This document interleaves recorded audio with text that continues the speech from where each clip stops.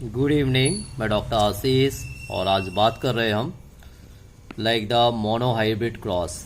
तो इसमें आप देख रहे हैं कि मेंडल साहब ने प्लांट यूज़ किए और इन्होंने यूज किया प्लांट की हाइट। जैसे यहाँ पे आप ऑब्जर्व कर रहे हैं जिन प्लांट की हाइट ज़्यादा थी उन्हें रिप्रेजेंट किया इन्होंने कैप्टर टी और जिनकी हाइट कम थी उन्हें रिप्रेजेंट किया स्मॉल टी। अब देखिए यहाँ पे कंडीशन दोनों होते हैं, इसका कैपिटल टी का यहाँ पे ओनली 1 टी आएगा और एक स्मॉल टी यहाँ पे आएगा, तो इसे बोले हम capital T small T. Okay, और इसी को बोलते हैं हम F1 जनरेशन। क्या बोलते हैं हम? F1 जनरेशन बोलेंगे। मतलब यहाँ पे आप ये बोल सकते हैं सभी प्लांट हमें कैसे अपियर हो रहे हैं? टॉल। ऐसा क्यों? कि कैपिटल टी ज़्यादा अपियर है जबकि स्मॉल टी हिडन है। तो जो करेक्टर ज़्यादा अपियर होते हैं उन्हें बोलते हैं डोमिनेंस, बट जो करेक्टर कम अपियर होते हैं उन्हें बोलते हैं हम रिसेसिव। अब यहाँ पे क्या किया, इसे बोलते हैं हम F1 जनरेशन। क्या बोलेंगे? F1 generation.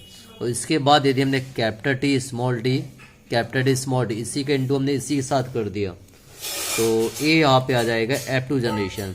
इन दोनों के इंटू किया कैपिटल टी, इन दोनों के यहाँ पे किया कैपिटल टी स्मॉल टी, इन दोनों के यहाँ पे किया कैपिटल टी स्मॉल टी, इन दोनों का यहाँ पे स्मॉल टी। तो यहाँ पे 2 रेशियो आते हैं, जीनोटाइप और फिनोटाइप। ओके, तो पहला जो रेशियो आएगा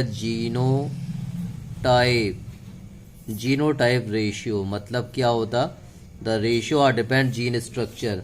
तो देखिए यहाँ पे कैपिटल टी 1 है और तो नहीं है, कैपिटल टी स्मॉल टी 2 है, स्मॉल टी 1 है, तो जीनोटाइप रेशियो आएगा 1:2:1। ध्यान रखिए। और यदि इसी में पूछा है फिनोटाइप रेशियो क्या होगा? फिनोटाइप रेशियो ये क्या होगा मोनोहाइब्रिड क्रॉस में? तो यहाँ देखिए कैपिटल टी है, यहाँ भी कैपिटल टी है, यहाँ भी कैपिटल टी है। काउंटिंग क्या 3, तो आप 3 लिख लीजिए। और स्मॉल टी काउंटिंग 1 है तो आपने 1 राइट कर लिया।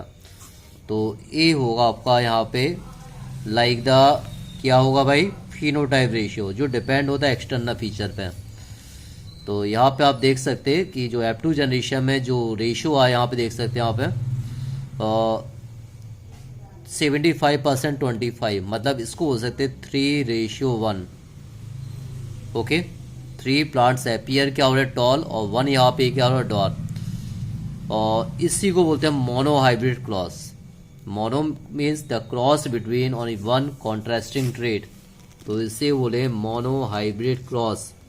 और मोनोहाइब्रिड क्रॉस में क्या आएगा? Law of dominance and law of segregation. ध्यान रखिए, यदि क्वेश्चन पूछा जाए कि मोनोहाइब्रिड क्रॉस में क्या आ रहा, तो वहाँ पे क्वेश्चन आ जाए, आंसर आएगा law of dominance and law of segregation. Okay, और सेग्रीगेशन का मीन्स ही क्या होता है? जो करेक्टर हमें F1 जनरेशन अपीयर नहीं हो रहा है। जैसे यहाँ पे आप देख लीजिए, हम सभी प्लांट टॉल बोल रहे हैं तो हम आसानी पहचान नहीं पा रहे कौन से प्लांट टॉल है कौन से ड्वार्फ है, तो इन्हें हम आसानी से अपीयर कर सकते हैं F2 जनरेशन में। तो इसकी डेफिनेशन क्या होती है लॉ ऑफ सेग्रीगेशन की?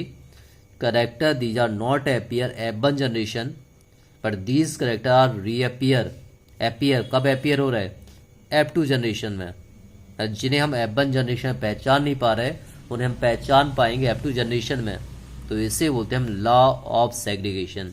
ओके, तो इसको आप स्टडी कीजिए and subscribe, like and share this link. Okay everyone, thank you all of you.